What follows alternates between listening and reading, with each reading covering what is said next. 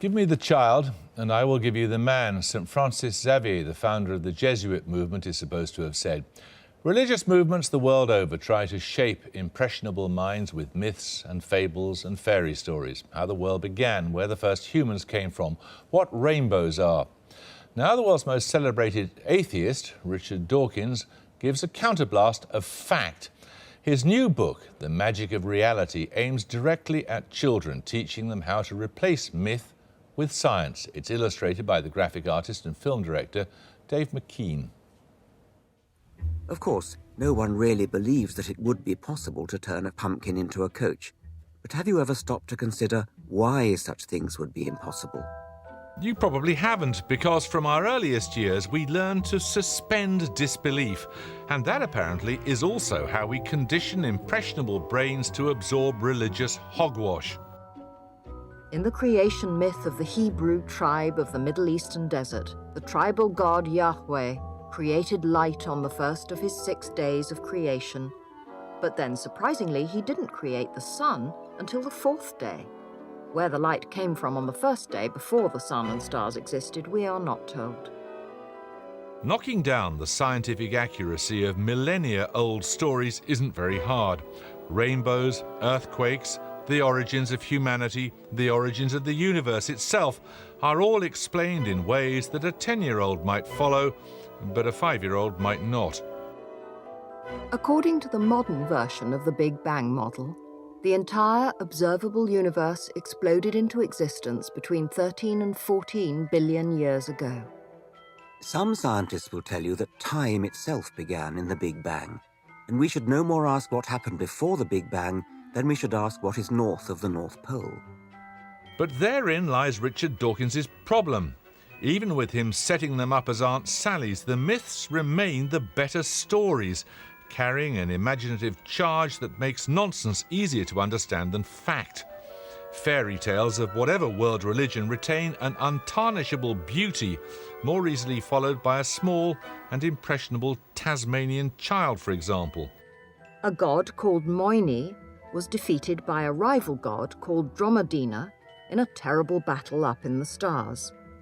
Before he died, he wanted to give a last blessing to his final resting place, so he decided to create humans. But he forgot to give them knees. He absent-mindedly gave them big tails like kangaroos, which meant they couldn't sit down. They say the devil has all the best tunes, but the religious elders have most of the best stories. Well, Richard Dawkins is here. You seem to implicitly believe in this, or explicitly believe, that rationalism is somehow disadvantaged. Do you really think it is? No, and nor am I knocking myths. I mean, I think myths are great. I just think that science is better, and actually better stories. I deny that the myths have the best tunes and the best stories. You deny it? Yes. I mean, I actually think that science is so spellbinding. What have you got that beats that story of the kangaroo? Evolution. Well, OK, right, let's take evolution. Okay. You really think that your version, your very clear account of where our ancestors came from, which ends up in a not very attractive-looking fish 185 million generations ago, as opposed to the creation myth in the Bible that God takes a handful of dust, breathes life into it, takes one of Adam's ribs and creates a woman. You think yours is more poetic, do you? No question about it, absolutely. It is wonderfully poetic. When you think about it, here we are. We started off on this planet, this fragment of dust spinning round the sun, and in 4 billion years we gradually changed from bacteria into us. That is a spellbinding story. Do you accept that it is slightly more difficult for a child to comprehend? That I'm not sure about. It's conventional not to teach evolution until a later age. I think it could be taught at a younger age. But 185 million generations, that's kind of a difficult thing to get your head around as a child. Yes, it is. And you'd have to employ careful strategies to do that. But I think it can be done. Now, nobody believes that Lot's wife, for example, was really turned to a pillar of salt, and you soon grow out of belief in Father Christmas or the Tooth Fairy. Are you saying that these things should never be taught? No, I'm not actually. I think that there's a great value in training the imagination to be imaginative. And so children love to make believe, for example. I did myself, I'm sure you did. And it's a wonderful part of growing up to play games of make believe. And part of it is comfort, isn't it? I mean, if you are told, I don't want to get too much into religion, but if you're told that you are a unique creation made in God's image, loved by God and the rest of it, as opposed to the scientific conclusion which you must come to, that you are a pretty insubstantial speck in the cosmos, one is comforting, one is slightly alarming, isn't it? One is false and one is true. And it is rather important to whether it's alarming or not, I think, to get what's true. You can make up any number of stories that are comforting, but the truth has some value as well. But you accept the force, the imaginative force of comfort. I wouldn't stress comfort. I mean, I accept the imaginative force of certain myths, and I throw in the Judeo-Christian myth along with the myths of the Tasmanians and so on. But I genuinely think that science is more exciting and more poetic. They perform a social function too, particularly the religious myths, in that they tend to make us as societies hang together. You don't believe that, do you? Well, it's certainly the basis of our culture and our legal system. It is true that historically religions have been the basis of our culture, but they've also been the basis of plenty of things that are not very desirable.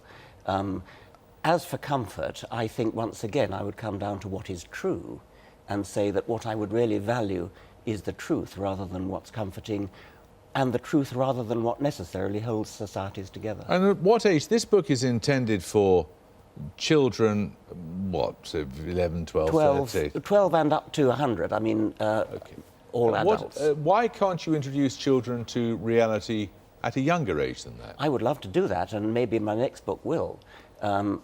This book was kind of field tested down to about 8 or 7, and they got it with help from teachers.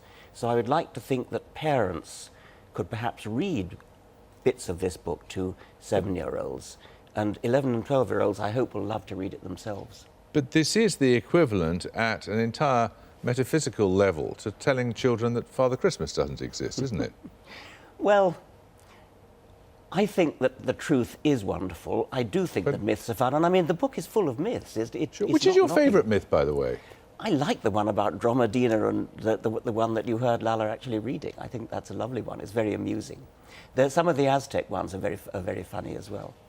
You can't pronounce the names. Do you find any of them affecting, personally affecting? You think, gosh, what a wonderful story. Actually, Genesis is as a story, as a myth, yes. And I mean, as long as you don't think it's true. The trouble is that 40% of the American people think it's literally true. And they probably think Lot's wife was turned into a pillar of salt as well, for that matter. Do you really care that there are a lot of stupid people around? I do, actually, yes. I really do. I mean, I care that children are being misled by those stupid people. I care that children, because I think that children deserve to know what's true and what's wonderful about the world into which they've been born. It really is true and it really is wonderful. And it's such a crying shame if children are denied that by ignorant and stupid adults as you've described them. Richard Dawkins, thank you. Thank you.